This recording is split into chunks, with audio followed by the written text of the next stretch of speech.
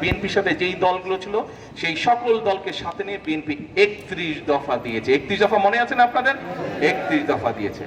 আমাদেরকে যখন সেই সংস্কার কমিশনের দাওয়াত দেওয়া হলো, ভাই আমরা যা করব আমরা জনগণের সামনে একদম জোর গলায় বলেছি যে আমরা এই করব, যাতে আমরা দ্বিমত পোষণ করি।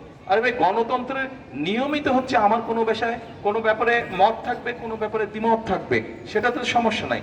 দ্বিমত আপনার সাথে থাকতেই পারে আমার, কিন্তু দ্বিমত থাকলে আমরা সেটি আলোচনা করব। আপনি আপনার পয়েন্ট বলবেন, আমি আমার পয়েন্ট বলবো।